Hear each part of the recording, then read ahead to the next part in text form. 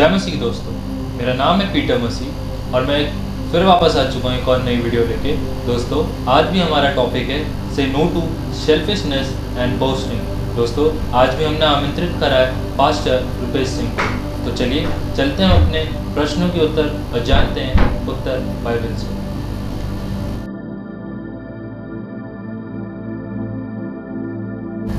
तो चलिए चलते हैं अपने प्रश्नों की ओर और जानते हैं उत्तर बाइबल से। तो पास्टर, हमारा पहला सवाल है, क्या मसीह जीवन जीना कठिन है? आइए हम लोग प्रार्थना कर लेते हैं। जी। पवित्र दयालु पिता परमेश्वर, हम फिर से आपकी पवित्रता में आना चाहते हैं पिता, आपकी नज़दीकी में आना चाहते हैं, हमें आमंत्रित करें।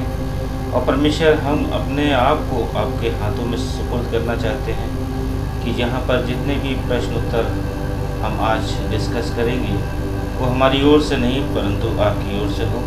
पवित्र आत्मा हमारी सहायता और मदद करे और ये प्रश्न और इसके उत्तर जो लोगों को पसंद है उन तक पहुंच सके पिता।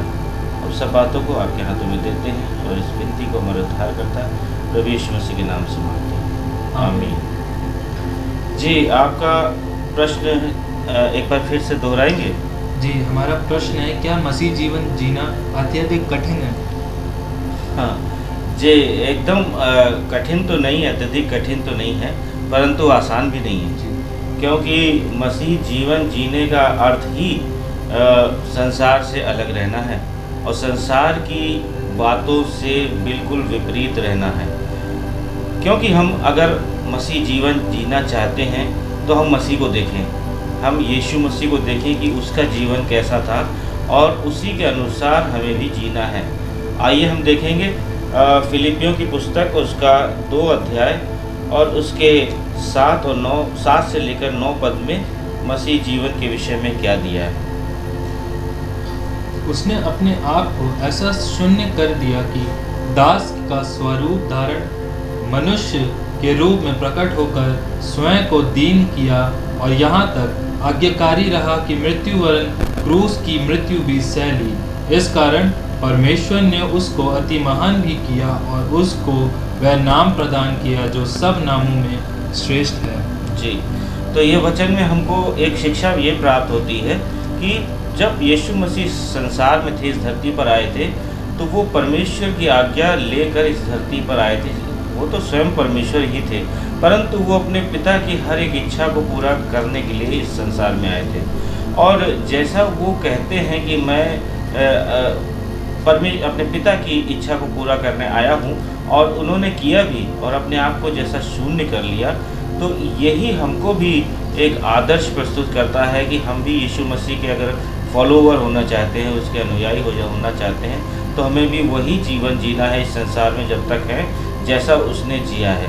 और पौलुस भी इस बात को भी लिखते हैं, जब पौलुस के विषय में हम सब जानते हैं, जब वो विश्वास में नहीं थे या फिर परमेश्वर ने उनको अपने सेवकाई के लिए नहीं चुना था, तो वो मसीहों को सताने वाले थे। परंतु एक समय ऐसा आया कि उन्होंने इस बात को लिखा। क्या लिखा कि पहला कुरिन्थियों माफ़ कीजिएगा, लिखा हुआ है, हाँ सॉरी ठीक है, पहला कुरिन्थियों 11:1 में लिखा हुआ है कि मेरी सी चाल चलो जैसे कि मैं मसीह की चाल चलता हूँ। यही लिखा है ना कि जैसे मैं मसीह की चाल चलता हूँ मेरी जैसे चाल चलो। अब ये समझिए कि किस तरीके से वो चाल यीशु मसीह की चाल चल रहे होंगे। यानी जिस तरह से यीशु मसीह ने इस संसार में रहकर 3.5 साल तक की सेवकाई की और उसी से प्रेरणा पाकर पौलुस भी इस बात को लिख रहे हैं कि मेरी सी चीज़ जैसी चाल चलो। तो कठिन तो है पर आसान नहीं है इतना। और एक और वचन अगर हम देखेंगे मत्ती उसका 7 अध्याय उसके 11 पद में एक दृष्टांत दिया हुआ है या एक स्टोरी है, मैं पढ़ता हूँ आपके लिए। 13 पद से देखेंगे, 7 का 13 से। सकेत फाटक से प्रवेश करो क्योंकि चौड़ा है वो फाटक और सरल है वो मार्ग जो विनाश को पहुँचाता है और बहुत से हैं जो उसमें प्रवेश करते हैं। क्योंकि सकेत है वो फाटक और कठिन है वो मार्ग जो जीवन को पहुँचाता है और थोड़े ही जो उसमें पाते हैं। तो यहाँ पर हम देखा कि एक कठिन रास्ता है परमेश्वर के मार्ग में चलने के लिए बहुत ज़्यादा सकरा मार्ग है और उसमें थोड़े से जा रहे हैं, थोड़े लोग जा रहे हैं। तो अगर मसीह जीवन जीने का यही रास्ता है तो हमको यही रास्ता अपनाना भी चाहिए, ना कि उस चौड़े मार्ग से जाएं जिसमें कि बहुत बतेरे लोग जा रहे हैं, बहुत जा रहे हैं, पर वो कहाँ जा रहे हैं? वो विनाश की ओर जा रहे हैं, वचन जैसा कहता है। तो हमको मसीह जीवन जीना हम ये कहेंगे कि कठिन तो नहीं है पर आसान भी नहीं है। तो जैसे कि आपने जाना कि मसीह जीवन जीना आसान भी नहीं है और कठिन भी नहीं है। चलिए अब हम चलते हैं अपने दूसरे प्रश्न की ओर, जो कि है मसीह जीवन में विशेष क्या है? जी, मसीह जीवन में विशेष क्या है? जी। तो संसार की सारी वस्तुएं, सारी चीज़ें एक साइड में रख दीजिए आप और मसीह जीवन दूसरी साइड में रख दीजिए। तो ये फ़र्क है मसीह जीवन में। अगर हम वचन में देखें फिलिपियों 2:3 में, वहाँ पर इसका उत्तर हमें मिल सकता है। पढ़िए। स्वार्थ और मिथ्याभिमान से कोई काम न करो, परंतु नम्रता पूर्वक अपनी अपेक्षा दूसरों को उत्तम समझो। जी हाँ, इसमें जो विशेष बात है वो है दूसरे को उत्तम समझना, दूसरे को अच्छा समझना, अपने दूसरे लाभ को- के लिए नहीं। हाँ, अपने लाभ के लिए नहीं। इसमें हमारा लाभ हमें नहीं देखना है। विश्वासी जीवन में या मसीह जीवन में अगर हम ये देखते हैं कि इस चीज़ से हमें लाभ है तो वो मसीह जीवन नहीं है, बल्कि इस बात से दूसरे को क्या फ़ायदा मिल रहा है, दूसरे को या हमारे जीवन से दूसरे को क्या फ़ायदा मिल सकता है, या दूसरे को क्या उसमें हमें उत्तम समझना है उस व्यक्ति को, तो वो मसीह जीवन है। और स्वयं अपने लिए नहीं करना है, बल्कि हमेशा दूसरे के लिए करना है। देने की एक इच्छा हमारे जीवन में होनी चाहिए, क्योंकि इससे मसीह जीवन में हम ये बात सीखते हैं जिस तरीके से कि यीशु मसीह जब इस संसार में आए तो परमेश्वर ने क्या किया, अपने इकलौते पुत्र को हमारे लिए दे दिया और वही हमारे लिए उद्धार का कारण बना। तो इसी तरीके से हमारा भी जीवन अगर दूसरे के लिए फ़ायदेमंद हो जाता है, किसी तरह से लाभदायक हो जाता है, तो ये एक विशेष बात हो जाएगी इस समुदाय में या इस संप्रदाय में या इस विश्वास में, हम ये कहेंगे। अगर एक वचन हम देखें इसमें, दूसरा कुरिन्थियों का 5:16 से 19 तक पढ़िए। इसलिए अब से हम किसी मनुष्य को शरीर के अनुसार न समझेंगे, यद्यपि हमने मसीह को भी शरीर के अनुसार जाना है, तथापि अब से हम उसे ऐसा नहीं जानते। इसलिए यदि कोई मसीह में है तो वह नई सृष्टि है, पुरानी बात बीत गई, देखो नई बात आ गई है। जी, 19 तक पढ़ेंगे। अब ये सब बातें परमेश्वर की ओर से हैं, जिसने मसीह के द्वारा हमारे मेल अपने साथ कर लिया और हमें मेल मिलाप की सेवा दी, अर्थात परमेश्वर लोगों के अपराधों को दोष उन पर न लगाता हुए मसीह में जगत का मेल मिलाप अपने साथ कर रहा था, और उसने हमें मेल मिलाप का वचन सौंप दिया है। ठीक है, इसमें मेल मिलाप का वचन हमें सौंप दिया। तो हमारे लिए जो जीना है इस संसार में, जो जीवन हमें दिया है, हमेशा हमको इस बात का ध्यान रखना है कि हम किसी भी विवाद में ना पड़े। विवाद से मतलब है कि हम कोई भी ऐसा कार्य ना करें जो कि परमेश्वर की आज्ञा के विरुद्ध हो। अब जैसे इसमें बड़ी अच्छी बात ली कि इसलिए यदि कोई मसीह में है तो वो नई सृष्टि है, पुरानी बातें बीत गई। तो यही एक विशेष बात है कि जब हम मसीह में आ जाते हैं, कोई भी व्यक्ति विश्वास में आ जाता है, तो उसकी सारी पुरानी चीज़ें ख़त्म हो जाती हैं, समाप्त हो जाती हैं, और वो नए सिरे से अपना नया जीवन व्यतीत करता है। और यही परमेश्वर भी चाहते हैं हमसे कि हम अपना पुराना जीवन उसको दे दें। हमारा पुराना जीवन हम जानते हैं कैसा था, गंदगी से भरा हुआ था, अंधकार से घिरा हुआ था। अंधकार में हम चलते थे और अंधकार की चीज़ों को पसंद करते थे, अंधकार की ताकत को हम एक्सेप्ट करते थे।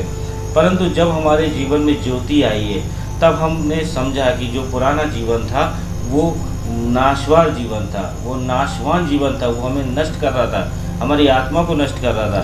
परंतु अब हम पुराने जीवन को छोड़कर नए जीवन में जब प्रवेश कर चुके हैं, तो यही हमारे लिए एक विशेष बात है। और यही एक मसीह जीवन में विशेषता पाई जाती है कि अगर कोई भी व्यक्ति, मैं ये नहीं कह रहा कि कोई नॉन क्रिश्चियन जो है क्रिश्चियन बनता है, ऐसा कुछ नहीं है। अगर एक क्रिश्चियन भी, एक मसीही भी, एक बोलेंगे कि अपने दादा परदादा के समय से अगर वो विश्वासी है या क्रिश्चियन है, वो भी अगर मन फिराता है और विश्वास में आता है, तो उसके लिए भी ये विशेष बात है, क्योंकि उसको वो पुरानी बातें छोड़नी पड़ेगी और उस नई बातों को स्वीकार करना पड़ेगा जो परमेश्वर हमसे चाहते हैं। जैसा कि आपने जाना कि मसीह जीवन में विशेष क्या है, हमें अपनी लालसाओं को बढ़ावा नहीं देना चाहिए, हमें औरों को भी हित की चिंता करनी चाहिए। तो चलिए अब हम चलते हैं अपने तीसरे प्रश्न की ओर, जो कि है मसीह जीवन में कौन सी परीक्षाएं आती हैं। जी, मसीह जीवन में कौन कौन सी परीक्षाएं आती हैं। तो मसीह जीवन में कौन कौन सी परीक्षाएं आती हैं ये कहना तो कठिन है, पर आइए हम इसको संक्षेप रूप में देखेंगे कि किस तरीके से मसीह जीवन में परीक्षाएं आ सकती हैं, हमारे जीवन में आती हैं जो विश्वासी हैं। पहला यूहन्ना उसका 2 अध्याय उसका 16 पद में पढ़ेंगे। क्योंकि वह सब जो संसार में है, अर्थात शरीर की अभिलाषाओं, आँखों की लालसा और जीवन का अहंकार, पिता की ओर से नहीं परंतु संसार की ओर से है। जी हाँ, देखिए यहाँ पर यूहन्ना 3 बातों को दर्शा रहे हैं। 3 जो परीक्षाएं हैं वो 3 से मतलब है कि मुख्य 3 परीक्षाएं हैं। जैसा यहाँ पे आपने पढ़ा कि शरीर की अभिलाषा, आँखों की अभिलाषा और जीविका का घमंड। तो ये 3 बातें जो हैं हमारे हर एक विश्वासी के जीवन में आती हैं, और यही चीज़ें जब प्रभु यीशु मसीह संसार में थे तो उनके जीवन में भी आई थी, उनसे अलग हट के नहीं है। अगर हम देखें, पढ़िए मत्ती उसका 4 अध्याय में ये मिल जाएगा जो यहाँ पर अभी हमने पढ़ा है, मत्ती उसका 4 अध्याय। तब आत्मा में यीशु को जंगल में ले गया कि शैतान द्वारा उसकी परीक्षा हो। जब वह 40 दिन और 40 रात उपवास कर चुका, तब उसे भूख लगी, और परखने वाले ने निकट आकर उससे कहा, यदि तू परमेश्वर का पुत्र है तो आज्ञा दे कि ये पत्थर रोटी बन जाए। पर उसने उत्तर दिया। बस सुनिए, देखिए इसमें क्या कह रहा है, जब यीशु मसीह की परीक्षा हो रही थी तो वो 40 दिन और 40 रात तक भूखा रहा। अब एक व्यक्ति अगर इतने दिनों तक भूखा रहेगा तो सबसे पहले उसे भोजन की ज़रूरत पड़ेगी, यानी कि शरीर की जो कमी है उसकी ज़रूरत पड़ेगी। शरीर की कमी क्या थी? भूख। और इसी वजह से शैतान ने उसके जीवन में परीक्षा डाली और क्या कहा था कि यदि तू परमेश्वर का पुत्र है तो कह दे कि ये पत्थर रोटियां बन जाए। तो देखिए, एक परीक्षा तो ये है कि हमारी जो शरीर की अभिलाषा है, यानी शरीर की जो डिमांड है, वो खाना भी हो सकता है, कपड़ा भी हो सकता है, वो रहने के लिए घर भी हो सकता है। तो ये सारी चीज़ें क्या हैं? एक परीक्षा है। पर परीक्षा हमारे जीवन में आनी ही आनी है, क्योंकि अगर ऐसा नहीं होगा तो हम विश्वासी भी नहीं कहलाएंगे और परमेश्वर की नज़र में हम परखे भी नहीं जाएंगे, यानी कि हम टेस्टिंग हमारी जो है वो भी इनकम्प्लीट होगी। अभी हम दूसरी चीज़ को देखेंगे। आइए हम इसका अगला भाग पढ़ेंगे जो कि 4:6 में लिखा हुआ है। पढ़िए। उसने उससे कहा, यदि तू परमेश्वर का पुत्र है तो अपने आप को नीचे गिरा दे, क्योंकि लिखा है, वह तेरे विषय में अपने स्वर्गदूतों को आज्ञा देगा और वह तुझे हाथों हाथ उठा लेगा, कहीं ऐसा ना हो कि तेरे पैरों में पत्थर से ठेस लगे। तो यहाँ पे आगे 7 पद में लिखा है, यीशु ने उससे कहा, ये भी लिखा है, तू अब प्रभु अपने परमेश्वर की परीक्षा ना कर। तो ये एक बात ऐसी आती है कभी कभी हमारे जीवन में कि जब हम देखेंगे, लोग देखेंगे हमारे जीवन को, तो वो यही कहेंगे कि अरे तुम तो प्रभु को बहुत मानते थे और आज तुम्हारे घर में ये सारी प्रॉब्लम्स हैं, समस्याएं हैं, आँखों की अभिलाषा जिसे कहेंगे, और तुम अपने आप को ऐसा कर लो, वैसा कर लो, अपने प्रभु से मांगो। तो क्यों हम परीक्षा में अपने आप को डालें? परमेश्वर की परीक्षा हम क्यों लें? कहने का अर्थ ये है क्योंकि परमेश्वर तो चाह ही रहा है कि हम कितने परफेक्ट हैं उसके नज़र में, वो हमको एनालाइज कर रहा है। तो इस बात यीशु मसीह ने भी यही किया। यीशु मसीह ने भी अगर वो चाहता तो क्या करता? वो चाहता तो अपने आप को गिरा सकता था नीचे, परंतु उसने ऐसा क्यों नहीं किया? क्योंकि वो भी ये कह रहा है कि तू अपने परमेश्वर की परीक्षा ना ले। तो ये परीक्षा भी हमारे जीवन में, एक विश्वासी के जीवन में कभी आती भी होगी और आती भी है कि हम दूसरों के वजह से, दूसरों की तानों की वजह से हम शायद असमंजस में पड़ जाएं, या हम थोड़ी घबराहट में पड़ जाएं, या टेंशन में आ जाएं। लेकिन हमें चिंता नहीं करनी है, हमें सब्र रखना है, पेशेंस रखना है कि परमेश्वर जब भी जो भी हमारे जीवन में करेगा वो भला ही करेगा। अच्छा, तीसरी बात जो आई है, पढ़िए इसमें 9 पद में क्या लिखा हुआ है, 4 का 9 में। उसने कहा, यदि तू गिर कर मुझे दंडवत करे तो मैं ये सब कुछ तुझे दे दूंगा। तब यीशु ने बस तो क्या कहा शैतान ने कि मुझे गिरकर दंडवत करे। तो ये भी एक बड़ी प्रलोभन और परीक्षा है मसीह जीवन में कि क्या तुमको पैसा मिला है, क्या तुम्हें ऐसा कुछ दिया जा रहा है, या तुम्हें दिया जाएगा आने वाले समय में। और या कोई भी ऐसा व्यक्ति कि नहीं, हमको जब कुछ मिलेगा तब हम प्रभु में आएंगे। तो जो इसको बोलते हैं, जैसा अभी आपने पढ़ा था कि जीविका का घमंड, तो जीविका का घमंड भी यीशु मसीह के जीवन में आया, और जीविका का घमंड हमारे जीवन में भी आ सकता है, आता भी है कि प्रलोभन, लालच और भी बहुत सारी चीज़ें जो हम शायद इस संसार की नीति पर चलने के अनुसार पाते हैं, वो हमें मिले या मिलने के लिए एक लालच दिया जाए। तो ये एक परीक्षा ऐसी है जो कि हमें पार करनी है। एक विश्वासी के जीवन में इसी तरीके से 3 परीक्षाएं जो मुख्य हैं वो आती हैं, और उनको उसे पार करना होता है। और अगर उसके जीवन में ये परीक्षाएं नहीं आ रही हैं तो हो सकता है कि परमेश्वर उनके जीवन में कुछ और चाहता हो।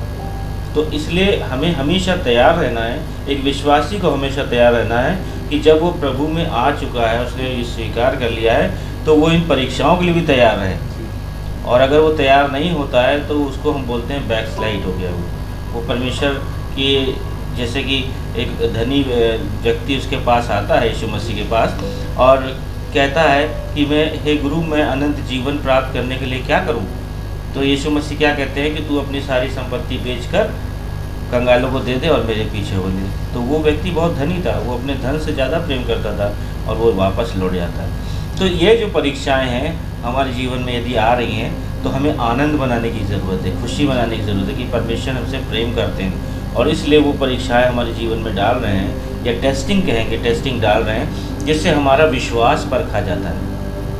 और जब हमारा विश्वास परख के सामने आएगा तो वो एक दूसरों के लिए भी और हमारे लिए भी एक उत्तम मार्ग और प्रशस्त करेगा। फिर उसके बाद हमारे जीवन में कितनी भी परेशानी क्यों ना आ जाए, हम नहीं डरेंगे, और हमको देखते हुए दूसरे लोग भी इस बात को समझ जाएंगे कि ये सच्चे परमेश्वर के लोग हैं, और ऐसे ही विश्वास में बढ़ते चले जाएंगे।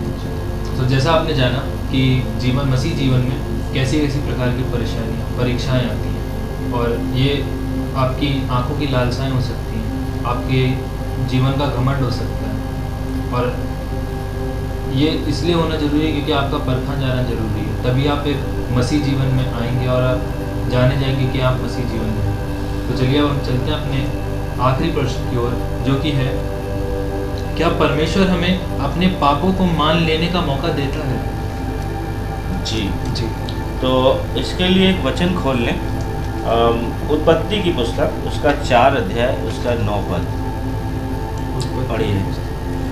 तब यहोवा ने कैन से पूछा, तेरा भाई हाबिल कहाँ है? और उसने कहा, मैं क्या जानूं, क्या मैं अपने भाई का रखवाला हूँ? जी, यहोवा ने कैन से पूछा कि उसका भाई हाबिल कहाँ है। इसमें एक सवाल निकल के आता है कि परमेश्वर ने ऐसा क्यों पूछा। मैं इस बात को थोड़ा सा और बढ़ाना चाहता हूँ कि क्या परमेश्वर नहीं जानता था कि उसका भाई या उसका जो हाबिल है वो कहाँ है? मेरे हिसाब से शायद प्यार देखना चाहता हूँ या परखना चाहता हूँ। देखिए, परमेश्वर जानता था, क्योंकि वचन क्या लिखा, वचन में लिखा है कि परमेश्वर मन को जांचने वाला है, और वो हर बात को जानता है हमारे उसने तो हमारा फ्यूचर लिखा हुआ है, उसने हमारी उत्पत्ति से लेकर और अनंत काल तक की जो यात्रा है उसका सारा विवरण उसने लिखा है। तो वो वहाँ पे जानता था कि इसने अपने भाई की हत्या करी है, फिर भी फिर भी यहाँ पर एक बात आ रही है, वो एक मौका दे रहा था किसको, कैन को मौका दे रहा था कि शायद वो मन फिरा ले जी। और वो आकर मेरे से कहे हाँ प्रभु मैंने अपने भाई की हत्या की है। लेकिन उसका उत्तर क्या है, पढ़िए जरा उसका, कैन का उत्तर क्या था, मैं क्या जानूं, मैं जानूं, मैं अपने भाई का रखवाला हूँ। मतलब देखिए सवाल एक पूछा था, घमंड है उसके अंदर, कितना घमंड था। उसने ये भी नहीं सोचा कि मैं बात किससे कर रहा हूँ, मैं उस परमेश्वर से बात कर रहा हूँ जो सारी बातों को जानता है। और फिर भी उसने इतना बड़ा झूठ बोला और 2 बार झूठ बोला। तो इसलिए हम ये देखते हैं कि परमेश्वर हमें मौका देता है, बार बार देता है। परमेश्वर सब जानता है, हर चीज़ जानता है, हम क्या पाप करेंगे ये भी जानता है, परंतु वो हमको हर दिन मौका देता है, हर दिन चांस देता है, हर दिन हमें जो है उसके सम्मुख आने का एक इनविटेशन देता है। वो हमें इनवाइट करता है कि हे मेरे बच्चों मेरे पास आओ। और वो कैन को भी यही कह रहा था, लेकिन उसने इस बात पर ध्यान नहीं दिया और उसने जवाब दिया। तो जवाब देना बहुत बुरी बात है, ये तो हम जानते हैं। और अगर हम यीशु मसीह की उस अंतिम घड़ी की व्याख्या करेंगे जब वो क्रूस पर लटका हुआ था और सारे लोग यहूदी उसको घेरे हुए थे, यूनानी लोग भी उसको घेरे हुए थे और उसके आजू बाजू 2 डाकू भी लटके थे।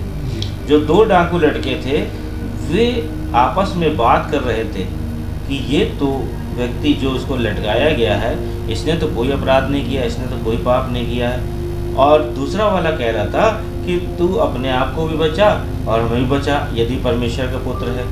दूसरे वाले ने जवाब दिया, पहले वाले ने जवाब दिया कि हमको तो शर्म करनी चाहिए, हमें तो इस बात के लिए दुख प्रकट करना चाहिए कि हमने तो पाप किया है और हम अपने पापों की सज़ा सही पा रहे हैं, लेकिन इस व्यक्ति ने कुछ भी सज़ा नहीं पाई। तो यहाँ पर एक बात ये देखने को आती है कि उस पहले वाले डाकू ने अपने आप को और अपने पापों को माना। तो जब उसने अपने पापों को मान लिया तो परमेश्वर ने यीशु मसीह ने मरते मरते और वहाँ से स्वर्ग को जाते जाते उसने उस पापी को बोला भी कि आज ही से तू मेरे साथ स्वर्गलोक में होगा। हालेलुया। तो परमेश्वर चाहता है कि हमें भी और आपको मौका देना चाहता है हर दिन। ऐसा नहीं है कि कोई ऐसा दिन ना हो कि वो नहीं, इस दिन हम मौका नहीं देंगे। हर दिन वो चाहता है, हर दिन वो हमको इनवाइट करता है कि हे मेरे बच्चों तुम मेरे पास आओ और मैं तुम्हें क्षमा करूँगा। लेकिन हम इस बात को नहीं समझ पाते। हम और आप संसार में हम उस कैन की तरह जो है बिहेव करते हैं। कैन कहता है मैं अपने भाई का रखवाला हूँ क्या।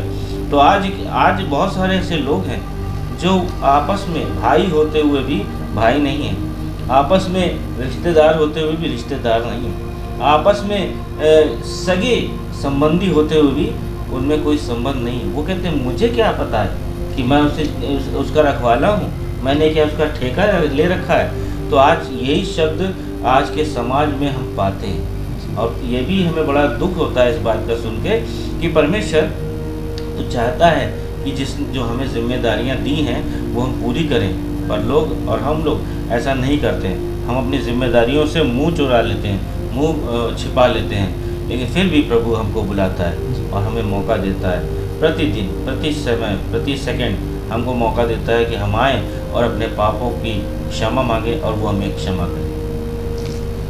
तो जैसे कि आपने जाना कि हमारा आखिरी प्रश्न होता आपको मिला होगा, हम एक चीज़ और बताना चाहेंगे कि अगर जिम्मेदार और आज्ञाकारी बनना है तो आपको इस अविश्वास को उठाना पड़ेगा और पढ़ना पड़ेगा। तभी आप जान पाएंगे कि हमें अपने जीवन में कैसे चाल चलन रखनी है, हमें मसीह जीवन कैसे जीना चाहिए। हम मिलेंगे आपको अब अगली वीडियो में, तब तक के लिए जय मसीह। जय मसीह।